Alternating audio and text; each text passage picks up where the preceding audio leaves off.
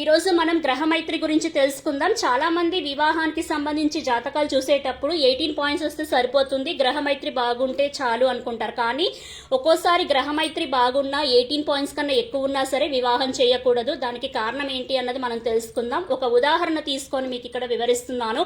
వరుడు చాటు, వధువు చాటు. సో ఇక్కడ రెండు చాట్లు మనం పరిశీలన చేసినట్లయితే ఇద్దరి లగ్నాధిపతులు అంటే వరుడిది చంద్రుడు, వధువు కుజుడు రెండు కూడా మిత్రులు అని చెప్తాము. రాస్యాధిపతులు చంద్రుడు ఉన్నది మనం రాశిగా చెప్తాం కాబట్టి ఇద్దరు రాశ్యాధిపతులు కూడా కుజ రవి ఇద్దరు మిత్రులే. వధువుది వరుడిది కుజ రవి ఇద్దరు మిత్రులుగా చెప్తాము. ఇంకా తారాబలం ఇద్దరిది పరిశీలన చేస్తే పరమిత్ర తార అంటే వధువుది మకా నక్షత్రం, వరుడు జ్యేష్ఠ నక్షత్రం. మకా నుంచి జ్యేష్ఠ పరిశీలన చేస్తే మనకి 9 అన్నది వస్తుంది. 9 అంటే పరమిత్ర తార. జనరల్ గా తారాబలం అన్నది వధువు నక్షత్రం నుంచి పరిశీలన చేస్తాము. ఇది మీకు ఇంతకు ముందు కూడా వివరించాను, మరొకసారి మీకు మళ్ళీ వివరిస్తాను. సో పాయింట్స్ 34 వచ్చాయి. ఓవరాల్ గా ఇక్కడ మనకి 100% ప్లస్ పాయింట్స్ అనేవి కనిపించాయి. సో ఇది ఫస్ట్ స్టెప్.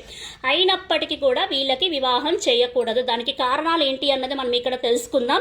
ఎందుకంటే వధువుకి సప్తమ స్థానంలో కుజ శుక్ర గ్రహాలు అనేవి ఉన్నాయి. ఎందుకంటే కలత్రకారకుడు అంటే మ్యారేజ్ కి మెయిన్ కారకుడైన శుక్రుడు కుజుడితో కలిసి ఉండడం వల్ల మిస్అండర్స్టాండింగ్స్, విడిపోవడం, విడాకులు ఇటువంటివన్నీ కూడా కనిపిస్తాయి. అలాగే శుక్రుడు అటు ఇటు రెండు పాపగ్రహాల మధ్య బందీ అయి ఉన్నాడు. అంటే మ్యారేజ్కి మెయిన్ రీజన్ అయిన శుక్రుడు పాపగ్రహాల మధ్య ఉండడం వల్ల వాళ్ళ మ్యారేజ్ లైఫ్లో డిస్టర్బెన్సెస్ అనేవి వస్తాయి. అలాగే అష్టమాధిపతి పాపగ్రహంతో కలిసి ఉన్నాడు కాబట్టి ఇది కూడా ఒక మైనస్ పాయింట్ అని మనం చెప్తాం. ఎందుకంటే అష్టమం అంటే ఆయుష్ స్థానంగా చెప్తాం కదా. ఆయుష్ సంబంధించిన స్థానము పాపగ్రహంతో కలిసినప్పుడు ఇది కూడా ఒక మైనస్ పాయింట్. ఇంకా మనం ఇక్కడ వరుణ్కి సంబంధించి మనం మాట్లాడుకున్నట్లయితే ద్వితీయ స్థానంలో కుజుడు ఉన్నాడు. అలాగే రవి శుక్రగ్రహం అంటే శుక్రగ్రహం రవితో కలిసి ఉండడం వల్ల మ్యారేజ్కి సంబంధించిన శుక్రగ్రహం అన్నది తన ఎనర్జీ అన్నది క్షీణించింది, తనకున్న బలం అన్నది తగ్గిందని చెప్పొచ్చు. అలాగే శని మంచి పొజిషన్లో ఉచ్చ స్థానంలో ఉండి లగ్నాన్ని వీక్షిస్తున్నాడు.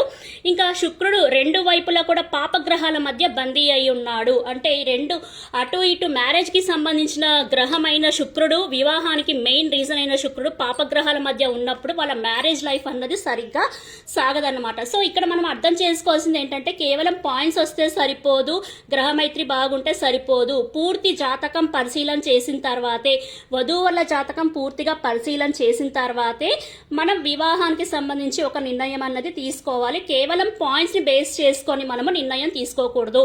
సో ఇక్కడ 34 పాయింట్స్ వచ్చినప్పటికీ కూడా గ్రహమైత్రి బాగున్నా సరే వీళ్ళ జాతకం పూర్తిగా అనాలిసిస్ చేసి ఈ వివాహం అన్నది పనికిరాదు అని మనం ఇలా చెప్తామన్నమాట. సో గ్రహమైత్రి అన్నది ఇలా పరిశీలన చేయాలి. ధన్యవాదములు.